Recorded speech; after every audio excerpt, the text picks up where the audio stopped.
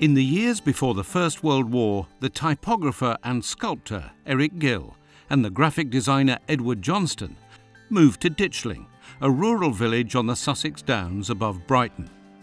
They formed a loose community with other artists and craftspeople. In 1985, a small museum celebrating their work was set up in Ditchling's Victorian Village School. Today, the museum has been updated and revitalised by Adam Richards Architects. It was important that as part of the new South Downs National Park, the architect understood the vernacular architecture, but also was able to add something new, something interesting, something contemporary. We saw an opportunity to by building some new buildings, to make a group of buildings that really explored new ways to build in a rural setting.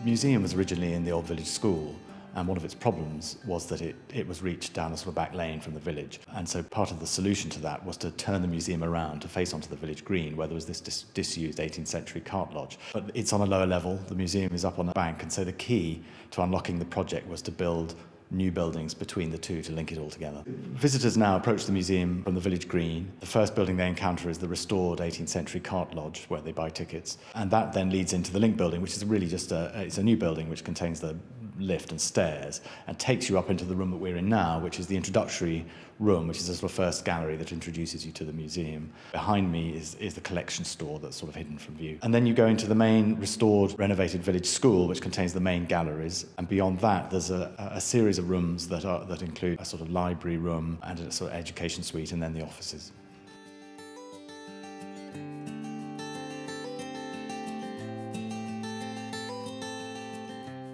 Timber played a key role in the restoration of the original buildings and the structure of the new. Original oak trusses have been repaired and exposed. The galleries are floored with oak boards, and the walls of the restored Victorian schoolroom are lined with vertical matchboarding to reflect the original cladding. Cross-laminated timber, or CLT, is also used throughout the new buildings. We'll look at CLT and the other timber elements in detail in a moment. But let's start with that listed 18th century cart lodge. The cart lodge had been unused for about 50 years. One of the first things we did was to take the roof off and take the timber cladding off the upper walls.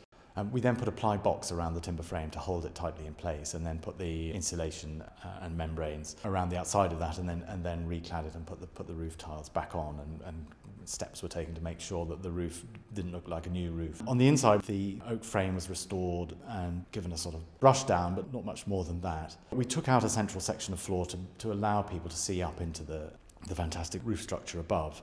Because the CLT used elsewhere in the building, we used the offcuts to make things like the reception desk, the shop display and things like that, because we were keen to sort of thread the old and the new materials together in that space. The artists who came here, whose work is in the collection, were, I suppose, at the tail end of the arts and crafts movement of the late 19th century, and one of the things that was very important to them was an idea of truth to materials, and that was something that we wanted to pursue in the new buildings. And so the CLT offered an opportunity to do that by leaving it visibly exposed within the building. CLT is made from European spruce. Planks of the spruce is laid on the bed and then built up as a sandwich, with each layer perpendicular to the one below. Each layer has a glue line between it.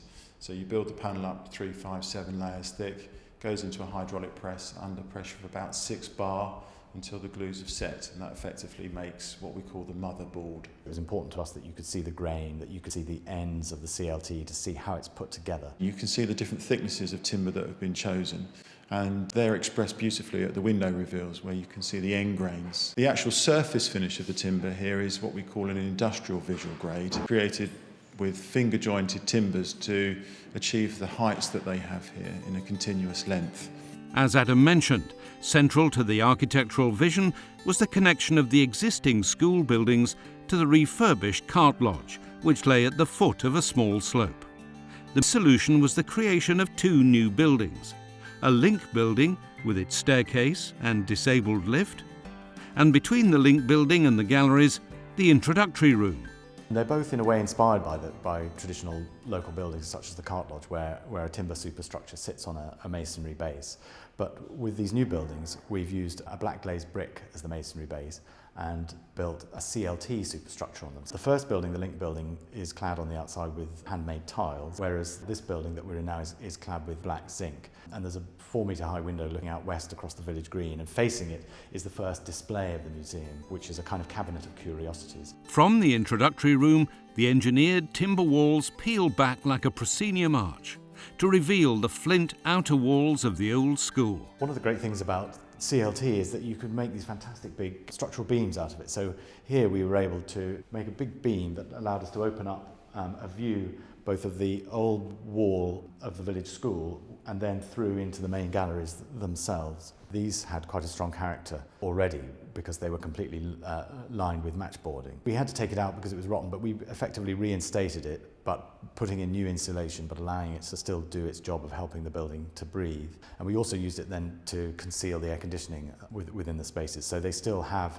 that strong kind of 19th century character, but upgraded to do the job of being a museum rather than a schoolroom. There's an understanding of the national park, an understanding of the artist's love for materials, and yet it's not just a pastiche of existing buildings, there's an innovative contemporary edge to the building as well.